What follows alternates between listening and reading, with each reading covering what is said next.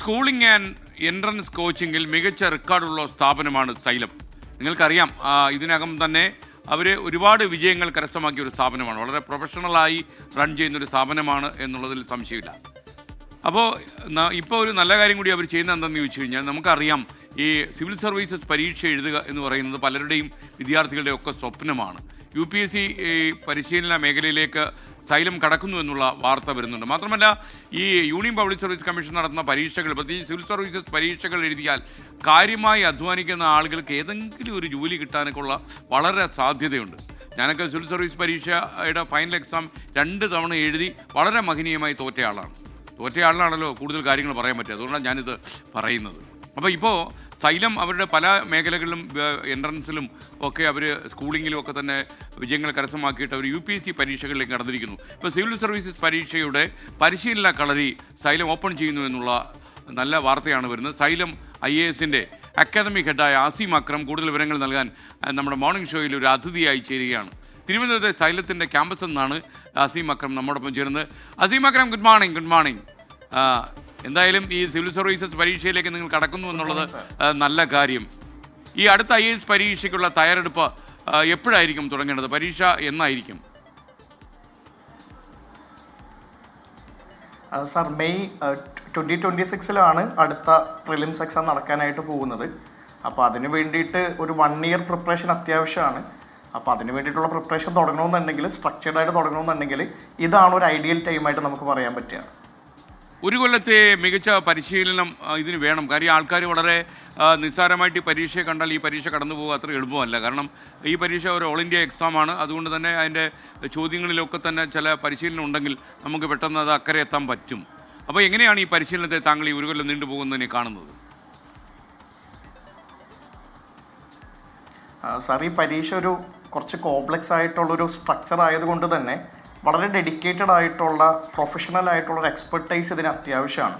അപ്പോൾ ക്വാളിറ്റി ആയിട്ടുള്ള classes, personal ആയിട്ടുള്ള മെൻറ്റർഷിപ്പ്, അതേപോലെ തന്നെ റിവിഷൻ ഉറപ്പാക്കാൻ വേണ്ടിയിട്ട് ഫ്രീക്വൻ്റ് ആയിട്ട് നടക്കുന്ന ടെസ്റ്റ് സീരീസ്, ഇങ്ങനെയുള്ള ഒരു സ്ട്രക്ചേർഡ് ആയിട്ടുള്ള ഇൻറ്റിഗ്രേറ്റഡ് ആയിട്ടുള്ള ഒരു പ്രോഗ്രാമിലൂടെയാണ് ഈ ഒരു എക്സാം നമുക്ക് ക്രാക്ക് ചെയ്യാനായിട്ട് പറ്റുന്നുണ്ടാവുക. ഈ ഇപ്പോൾ തന്നെ വിവിധ കോഴ്സുകൾ ചെയ്യുന്ന വിദ്യാർത്ഥികളുണ്ടാകും, അതുപോലെ ഓൾറെഡി ജോലിയിൽ ജോയിൻ ചെയ്ത ആൾക്കാരുണ്ടാകും. അവരുടെയൊക്കെ ഒരു സ്വപ്നമായിരിക്കും സിവിൽ സർവീസസ് എഴുതി പാസ്സാവുക. പ്രത്യേകിച്ച് ജില്ലാ കളക്ടറുടെ വണ്ടിയൊക്കെ റോഡിലൂടെ കടന്നു പോകുമ്പോൾ ഞാനൊക്കെ എൻ്റെ നാട്ടിൻപുറത്ത് നിന്ന് കാണുമ്പോൾ ഒരിക്കലും ജില്ലാ കളക്ടറായാലും എങ്ങനെ ഇരിക്കും എന്നൊക്കെ നമ്മളൊക്കെ ആലോചിച്ചിട്ടുണ്ട്. ഇങ്ങനെ സ്വപ്നം കാണുന്ന എത്രയോ ആളുകളുണ്ടാകും. അപ്പോൾ അങ്ങനെയുള്ള ജോലിയിൽ തന്നെ തുടർന്നുകൊണ്ട് ഈ പഠിക്കാൻ താല്പര്യപ്പെടുന്നവരോട് താങ്കൾ എന്ത് പറയും? സാർ, എനിക്ക് മനസ്സിലാവുന്ന ഒരു കാര്യം എന്ന് പറയുന്നത്, എല്ലാ തരം ആളുകൾക്കും ഈ ഒരു പരീക്ഷയ്ക്ക് വേണ്ടിയിട്ട് പ്രിപ്പറേഷൻ നടത്താനായിട്ട് പറ്റും. അതിന് വേണ്ട ഒരു ഹാർഡ് വർക്കും ഡെഡിക്കേഷനും നമ്മൾ ചെയ്യുക എന്നുള്ളതാണ്. ഇപ്പോൾ ഒരു വർക്കിംഗ് പ്രൊഫഷണലാണ്, അല്ലെങ്കിൽ നമ്മളൊരു ഗ്രാജുവേഷൻ്റെ ഘട്ടത്തിലാണെന്നുണ്ടെങ്കിൽ നമുക്ക് വീട്ടിലിരുന്ന് നമ്മുടെ കംഫോർട്ട് സോണിലിരുന്ന് ഓൺലൈനായിട്ട് ക്ലാസ്സസ് എടുക്കാവുന്നതാണ്. ഇപ്പോൾ സൈലം IASന്റെ ആദ്യത്തെ 2 ബാച്ചസ് ഓൺലൈൻ ബാച്ചസ് ആയിരുന്നു. ഇനിയിപ്പോൾ ജൂൺ 25 വരാൻ പോകുന്ന 3ാമത്തെ ബാച്ചും ഓൺലൈൻ ബാച്ചായിട്ട് തന്നെയാണ് നടക്കുന്നത്. അത് നമുക്ക് റെക്കോർഡഡ് ആയിട്ടുള്ള ക്ലാസ്സസ് വെച്ചിട്ട് ലൈവായിട്ടുള്ള മെൻറ്റർഷിപ്പോട് കൂടിയിട്ട് നമ്മുടെ തന്നെ കംഫോർട്ട് സോണിലിരുന്ന് നമ്മൾക്ക് ഫ്ലെക്സിബിൾ ആയിട്ടുള്ള ടൈം മാറ്റി വെച്ചിട്ട് പ്രിപ്പറേഷൻ നടത്താവുന്നതേ ഉള്ളൂ. ഈ പാഠ്യഭാഗങ്ങൾ അല്ലെങ്കിൽ സിലബസിനപ്പുറം ഇതിൽ പങ്കെടുക്കുന്ന വിദ്യാർത്ഥികൾക്കും കാൻഡിഡേറ്റ്സിനും ഒക്കെ ആത്മവിശ്വാസം അത്യാവശ്യമാണ്. അപ്പോൾ ഇവരിലൊരു ആത്മവിശ്വാസം കുത്തിവയ്ക്കാനും അവരെയൊക്കെ തന്നെ ഈ വളരെ കരുത്തോടെ പോയി ഈ പരീക്ഷയ്ക്ക് ഹാജരാകാനും കുട്ടികളെ പ്രാപ്തരാക്കാൻ നിങ്ങൾ എന്താണ് ചെയ്യുന്നത് സെൽഫ് കോൺഫിഡൻസിന് വേണ്ടി? സാർ, നമ്മുടെ പ്രോഗ്രാമിൽ ഫാക്കൽറ്റീസ് ആണെങ്കിലും അതേപോലെ തന്നെ നമ്മുടെ മെൻറ്റേഴ്സ് ആണെങ്കിലും അതിൻ്റെ ഉള്ളിൽ സർവീസ് ഓൾറെഡി അറ്റൻഡ് ചെയ്ത ആളുകളടക്കം വരുന്നുണ്ട്. അല്ലെങ്കിൽ ഇൻ്റർവ്യൂസ് അറ്റൻഡ് ചെയ്ത, പല പ്രാവശ്യം ഇൻ്റർവ്യൂസ് അറ്റൻഡ് ചെയ്ത, ഈ മേഖലയിൽ വളരെയധികം എക്സ്പീരിയൻസ് ഉള്ള സബ്ജക്ട് മാറ്റർ എക്സ്പേർട്സൊക്കെ ഇതിൻ്റെ ഉള്ളിൽ പങ്കാളികളാകുന്നുണ്ട്. അപ്പോൾ അവരുടെ ഒരു എക്സ്പീരിയൻസ്, അവരുടെ ഒരു ജേണിയൊക്കെ ഷെയർ ചെയ്യുന്നതിലൂടെ ഒരു ആസ്പിറൻറ്റിന് ഇത് വളരെ എളുപ്പത്തിൽ നേടാൻ പറ്റുന്നൊരു പരീക്ഷയായിട്ട് തന്നെ വളരെ പെട്ടെന്ന് കൺവേ ആകുന്നുണ്ടോ. പിന്നെ എനിക്ക് തോന്നുന്നു, ഒരു സിവിൽ സർവീസ് എക്സാമിന് വേണ്ടിയിട്ട് പ്രിപ്പയർ ചെയ്യുന്ന സമയത്ത് നമ്മുടെ മെൻ്റൽ ഹെൽത്തൊക്കെ ഇമ്പോർട്ടൻ്റ് ആണ്.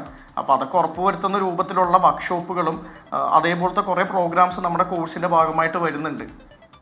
എന്തായാലും ഈ സൈലത്തിൻ്റെ മറ്റ് സ്ഥാപനങ്ങൾ പോലെ സൈലം IAS സ്ഥാപനവും വലിയ വിജയമാകട്ടെ എന്ന് ഞാൻ ആശംസിക്കുന്നു. Thank you Mister Azeem Akram.